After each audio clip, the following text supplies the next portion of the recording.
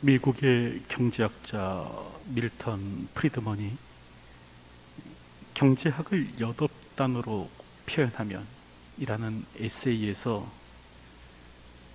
경제학을 8단어로 축약했습니다.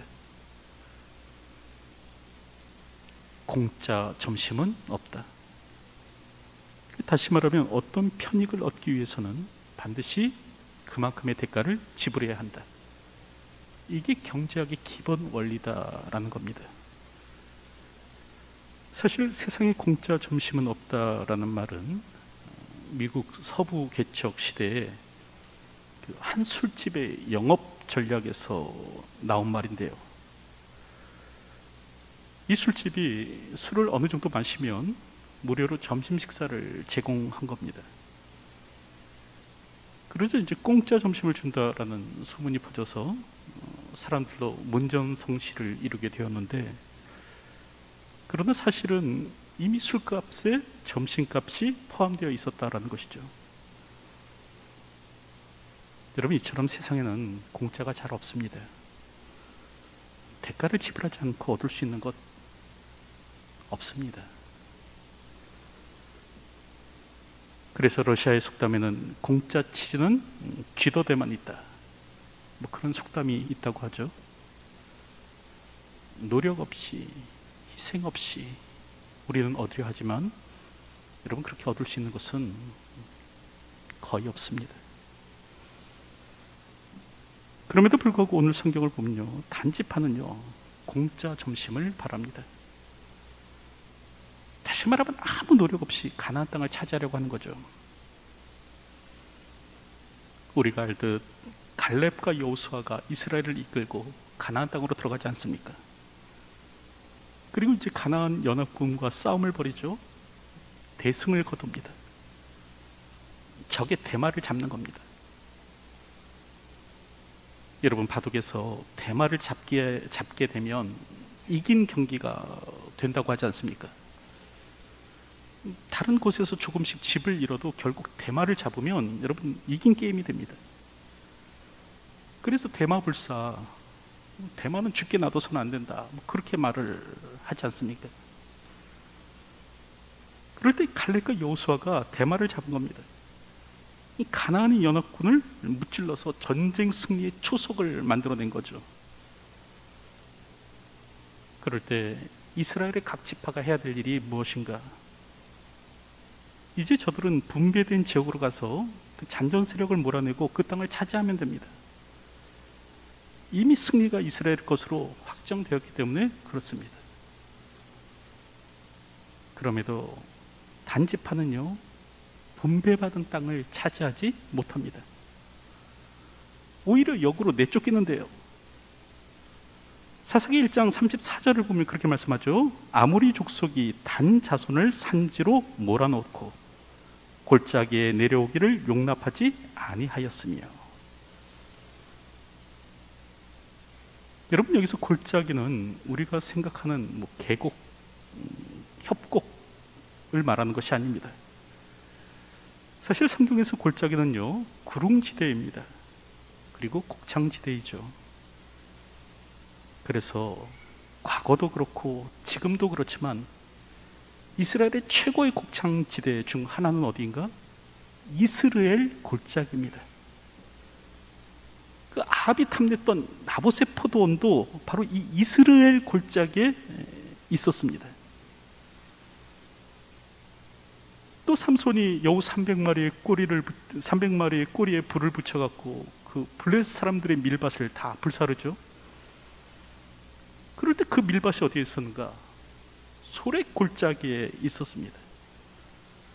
여러분, 이렇듯 성경이 골짜기라는 말은요, 우리가 생각하듯 그 좁은 협곡이나 계곡을 말하는 것이 아니고요, 쉐팔라라고 해서 구릉지대입니다. 그리고 곡창지대입니다.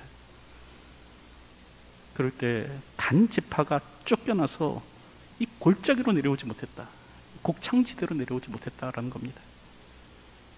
여러분, 이는 아주 척박한 환경 속에서 살아가게 되었다라는 말이죠. 그럴 때 저들이 한 일이 무엇인가?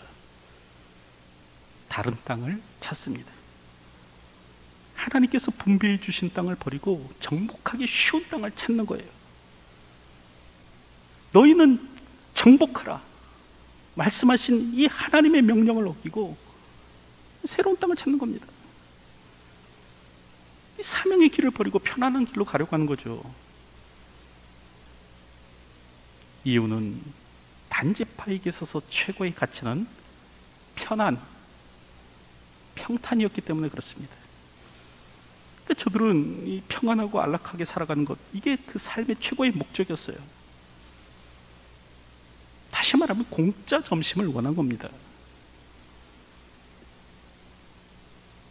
여러분, 그렇다고 한다면 오늘 우리는 어떻습니까? 우리 역시 안락한 신앙생활, 안락한 삶을 살기를 원하고 있지는 않습니까? 많은 사람들이 대형교회를 선호하는 것도 그 까닭이죠. 숨어서 신앙생활 하기를 원하는 거예요. 다시 말하면 편안하게 안락하게 그냥 신앙생활 하기를 원하는 겁니다. 그럴 때 혹자는 사명보다는 편안한 길을 가고자 하는 이런 생각을 단지파 증후군이라는 말로도 표현하고 있는데, 그러나 하나님의 사람에게 있어서 중요한 것은 여러분 안락함이 아니고요, 우리의 안락이 아니고 사명입니다. 그래서 우리는 힘들어도 가야 하고 힘들어도 싸워야 하는 거예요. 두려워하지 말고 믿음으로 주신 기업을 정복하려고 해야 하는 것입니다. 하나님은 반드시 우리로 이기게 하십니다. 반드시 우리에게 승리를 주실 것입니다. 반드시 우리로 기업을 얻게 하여 주실 것입니다. 그러므로 사명의 길로 가야 돼요. 오늘 내게 사명보다는 평탄함, 안락함을 구하는 마음이 있지는 않은지 생각해 보았으면 합니다. 단지파 증후군이죠. 사명의 길을 가기보다는 이 평탄한 길로 가려고 하는 그 증상이 있지는 않은지 생각해 보았으면 합니다. 이처럼 오늘 성경을 보면 이 단지파는요, 그 편안히 정복할 땅을 탐색하는데, 이를 위해서 이제 정탐꾼을 파송하죠. 그리고 염려 없이 거주하며 평온하며 부족한 것이 없으며 시돈 사람과 거리가 멀고 어떤 사람과도 상종치 아니하는 라이스를 발견하게 됩니다. 그런데 여기서 어떤 사람과도 상종하지 아니하는, 여러분 이 말은요, 그 교만을 말하는 말이 아니고요, 주변 나라와 동맹을 맺지 않았다라는 뜻입니다. 이제 그러다 보니까 싸워도 도와주러 올 사람이 없는 거예요. 러시아가 우크라이나를 침공했죠. 물론 서방 세계에서는 러시아에 대해서 경제적 제재를 가하고 있습니다. 하지만 직접 참전하여 돕는 국가는 없습니다. 어떤 나라도 함께 싸워주지는 않죠. 이유가 무엇입니까? 동맹국이 아니기 때문에 그래요. 서로가 서로를 지켜주겠다고 약조한 바가 없기 때문에 그렇습니다. 오늘도 우크라이나의 평화를 위해서 기도해 주시기 바랍니다. 그런데 라이스가 바로 그런 겁니다. 서로 지켜주기로 한 약조한 나라가 없는 거예요. 그러니 얼마나 정복이 용이하겠습니까? 그래서 5명의 정탐꾼은요, 되돌아가서 그 단지파의 사람들에게 외칩니다. 그 땅 얻기를 게을리하지 말라. 하나님이 그 땅을 너희 손에 넘겨주셨느니라. 이리하여 오늘 본문의 말씀과 같이 단지파의 본진이 드디어 움직이기 시작하는데, 이때 저들은 그 5명의 정탐꾼이 갔던 그 길을 되짚어 갑니다. 그래서 결국 이제 에브라임 산지의 미가의 집에 이르렀다는 거예요. 그랬을 때 저들이 한 일이 무엇인가? 약탈이었습니다. 하나님의 백성이요, 깡패와 같이요, 힘과 위협으로 미가의 집의 물건을 빼앗더라는 겁니다. 사사기 18장 18절의 말씀을 보면 그 5사람이 미가의 집에 들어가서 그 새긴 신상과 에봇과 드라빔과 부어 만든 신상을 가지고 나오매. 우리가 알듯 미가의 집에는 신상이 있었죠. 그 미가가 어머니의 돈을 도둑질했다, 이걸 이제 다시 돌려주자. 그 미가의 어머니가 미가를 위해서 신상을 만들었지 않습니까? 그런데 그 신상을 단지파의 정탐꾼이 탐낸 겁니다. 그리고 그것을 이제 빼앗기로 한 거죠. 그래서 미가의 집에 무장하고 쳐들어가서 신상과 에봇과 드라빔을 들고 나오는 겁니다. 그럴 때 그 자리에 레위 청년이 있었습니다. 다시 말하면 미가가 제사장으로 삼은 레위인이 있었다라는 거죠. 그럼에도 이 레위인은 단지파의 약탈 행위를 막지 않습니다. 그들의 죄에 대해서 준엄하게 꾸짖지 않죠. 오늘 성경을 보면 소극적으로요, 너희가 무엇을 하느냐, 기어들어가는 목소리로 조심스럽게 그냥 묻는 겁니다. 그러자 단지파의 사람들이 이 레위인을 협박하고 회유하죠. 오늘 성경을 보면 4개의 명령이 나오는데요. 잠잠하라, 손을 입에 대라, 손으로 입을 막으라는 겁니다. 손에 입을 대라, 우리와 함께 가라, 제사장이 되라. 이런 4개의 명령과 한 집안의 제사장이 되는 것과 한 지파 한 족속의 제사장이 되는 것 중에 어느 것이 낫겠느냐, 이런 하나의 질문을 합니다. 그래서 회유하는 거예요. 여러분, 그럴 때 이 말을 들은 이 레위인은요, 기뻐했다라고 성경은 기록합니다. 20절 말씀을 보면 그 제사장이 마음이 기뻐하여. 비록 미가가 이 레위인을 아들처럼 아껴줬지만, 여러분, 이 레위 청년은요, 그래도 한 지파의 제사장이 되는 것이 내게 유익이다, 이득이다, 이렇게 생각을 했습니다. 한 집안의 제사장이 되는 것보다 한 지파의 제사장이 되는 것이 더 큰 이득이 아니겠는가. 그래서 에봇과 드라빔과 새긴 우상을 들고요, 단지파의 사람들을 쫓는 겁니다. 어쨌든 이로 인해서 미가의 계획은 결국 실패로 끝났죠. 여러분, 미가는 신상을 만들고 에봇을 만들고 레위인을 자기 제사장으로 삼아서 하나님으로부터 복을 받아내려고 했습니다. 그런데 이 계획이 결국은 실패하고 말더라는 거죠. 여러분, 이처럼 하나님의 말씀을 떠난 인간의 모든 계획은 실패하게 되어 있습니다. 하나님의 법과 어긋나게 세워지는 인간의 모든 계획은요, 결국 실패로 돌아가는 거예요. 순간의 형통에 기뻐하지 마십시오. 순간 형통했을지라도 결국은 망하게 됩니다. 하나님의 뜻에서 벗어나면 결국은 망하게 돼요. 여러분, 이는 단지파 역시도 마찬가지인데요. 여러분, 계시록 7장을 보면 우리가 잘 아는 구원받은 자 14만 4천 명에 관한 이야기가 나옵니다. 이때 영적 이스라엘의 그 12지파의 이름이 기록되어 있는데, 그 12지파의 명단을 보면 이 계시록 7장에는요, 단지파의 이름이 없습니다. 여러분, 이게 시사하는 바가 무엇이겠습니까? 결국 하나님의 뜻을 벗어나면 망한다는 거예요. 그런 교훈이 아니겠습니까? 그러므로 순간의 형통에 있을지라도 기뻐하지 마십시오. 하나님의 뜻에서 벗어나면 망합니다.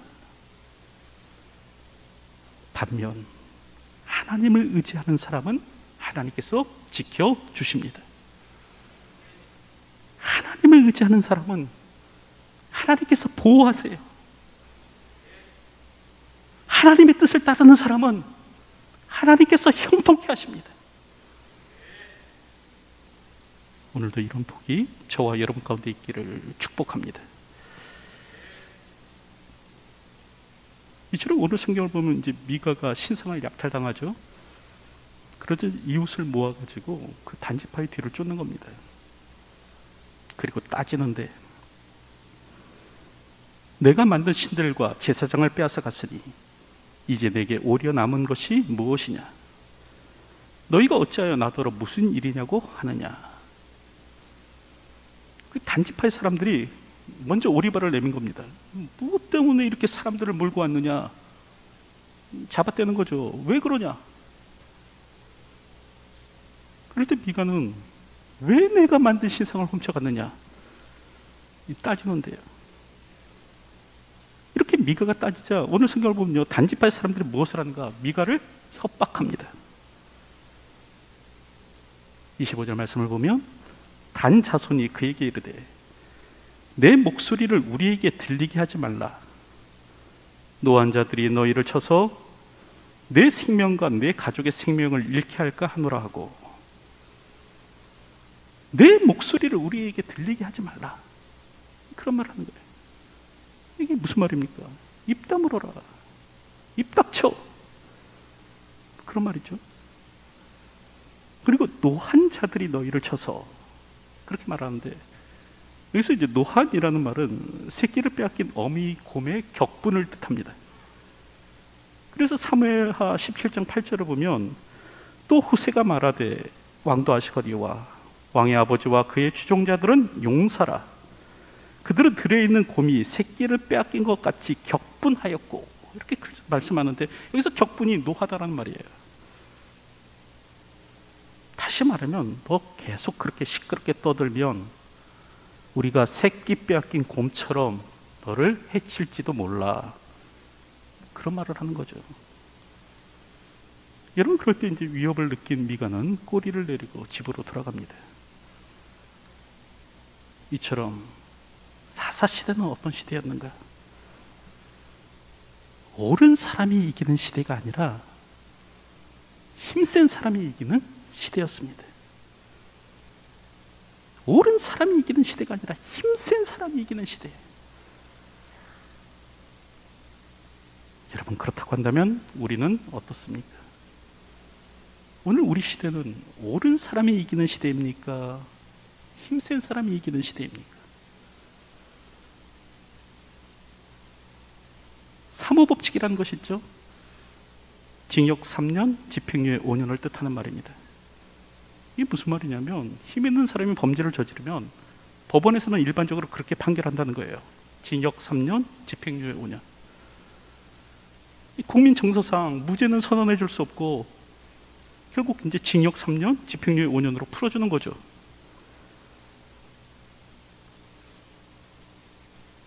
우리는 힘 있는 자가 이기는 세상이 아니라 옳은 자가 이기는 세상을 만들어야 합니다.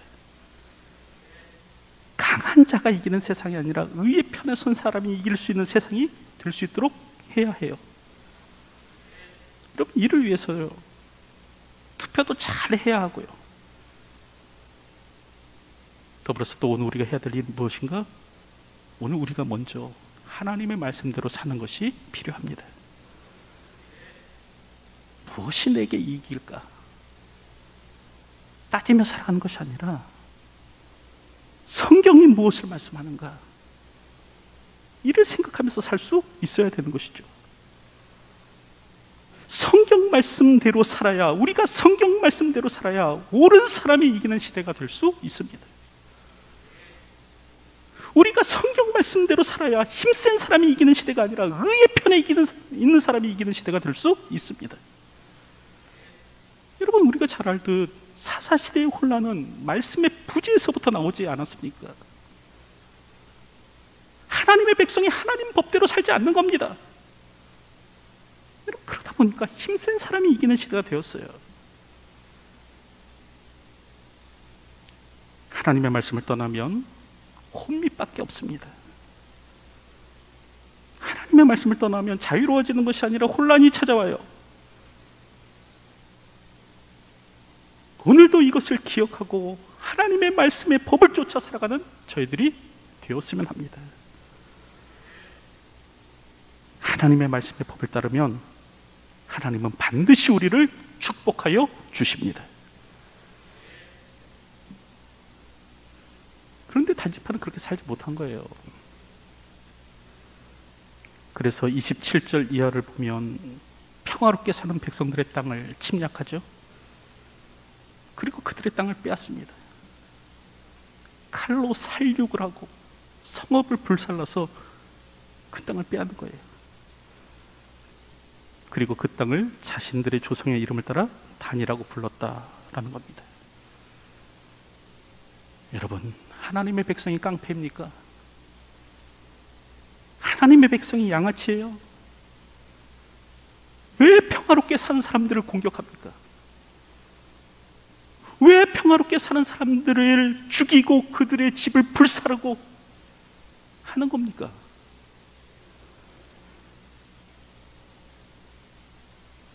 여러분, 그럴 때 오늘 사사기 18장 30절을 보면 성경은 오늘 우리들에게 한 가지 흥미로운 사실에 대해서 말씀해 주는데요.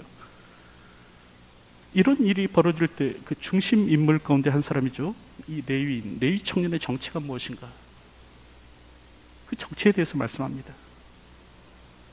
30절을 보면 단 자손이 자기들을 위하여 그 새긴 신상을 세웠고 모세의 손자요 게르솜의 아들인 요나단과 그의 자손은 단 지파의 제사장이 되어 그 땅 백성이 사로잡히는 날까지 이르렀더라. 이 레위인은 어떤 사람이었는가? 모세의 손자요 게르솜의 아들이었던 요나단이었다. 그렇게 말씀합니다. 여러분, 모세가 누구입니까? 하나님의 말씀을 직접 받아 이스라엘에게 전해준 사람 아닙니까?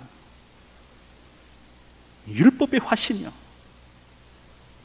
신명기 34장을 보면 그 후에 이스라엘에 모세와 같은 선지자가 일어나지 못하였나니,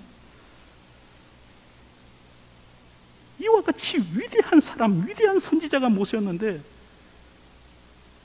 여러분, 모세의 손자는요, 자기 소견에 옳은 대로 행하였던 사사시대의 대표적 사람 가운데 하나였다는 거예요. 얼마나 충격적인 말씀입니까? 그럴 때 성경이 이와 같은 사실을 우리에게 말씀해 주는 까닭은 사실은 특정 누구를 망신 주기 위함이 아닙니다. 봐라, 모세도 자기 손자 하나도 건사하지 못했지 않았냐? 부끄럽게 만들려고 하는 것이 아니에요.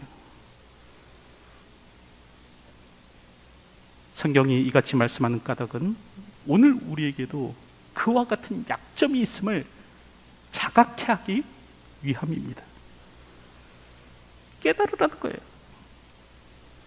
남 욕할 것이 아니라 너 자신 먼저 보라는 거예요. 율법의 화신인 모세의 손자마저도 이렇게 살았다고 한다면 너는 어떠냐는 겁니다.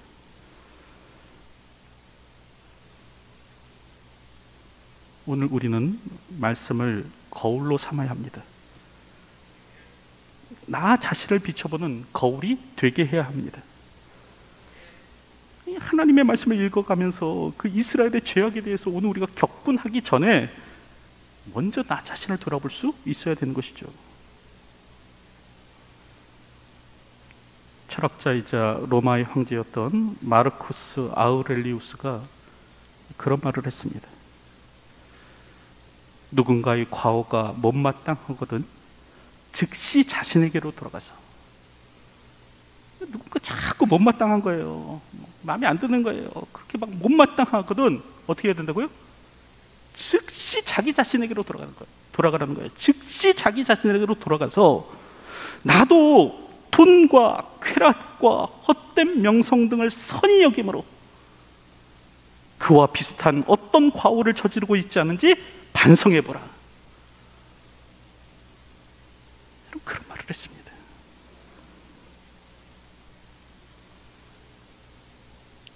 오늘 우리가 자기 소견에 옳은 대로 행하는 자들에 관한 이 말씀을 읽으면서 해야 될 일은 무엇이냐면, 그들을 막 못마땅하게 생각하고 비난하는 것이 아닙니다. 저들처럼 자기 소견에 오른 대로 살아가고 있지는 않은지, 돈과 쾌락과 명성을 사랑하면서 살아가고 있지는 않은지 생각해 봐야 하는 것이죠. 오늘도 하나님의 말씀 앞에서 나 자신을 솔직하게 들여다볼 수 있는 저희들이 되었으면 합니다. 나도 저들처럼 재물에 대한 사랑, 부모의 돈을 훔치죠. 또 남의 집안의 것을 들고 나옵니다. 또 명성에 대한 사랑, 자신의 유익을 따라서 막 이곳저곳으로 막 옮겨 다니는 거예요. 쾌락에 대한 사랑, 그런 사랑은 있지는 않은지 생각해 보았으면 합니다. 이제 말씀을 맺으려고 하는데, 오늘도 주어진 삶을 살아가실 때 첫째로 사명을 저버리고 안락한 길로 가려는 단지파 증후군을 조심하십시오. 그리고 둘째로 힘센 자가 이기는 세상이 아니라 옳은 자가 이기는 세상을 만들어야 됩니다. 그리고 셋째로 누군가의 과오가 못마땅하거든 먼저 나 자신을 살피십시오. 오늘도 이런 삶을 살아 하나님 나라를 이 땅에 신 예수의 사람들로 살아가는 저와 여러분들이 되시기를 주님의 이름으로 축원드립니다. 기도하겠습니다. 오늘도 말씀의 거울 앞에 설 수 있는 저희가 되게 하여 주시기를 소원합니다. 하나님의 말씀으로 저희를 비춰볼 줄 아는 저희가 되게 하여 주시옵소서. 오늘 우리 역시 사명을 저버리고 편안한 길로만 가려는 마음은 있지 않은지 돌아보게 하시고, 힘센 자에 기대어 자신의 유익을 쫓아 살아가는 인생으로 살아가고 있지는 않은지 생각해 볼 수 있는 저희가 되게 하여 주시옵소서. 오늘도 하나님의 백성으로 주의 말씀을 힘써 지킴으로 말미암아 힘센 자가 이기는 세상이 아니라 옳은 자가 이기는 세상을 만들어갈 수 있는 저희들이 될 수 있도록 도와 주시옵소서. 예수님의 이름으로 기도하옵나이다. 아멘.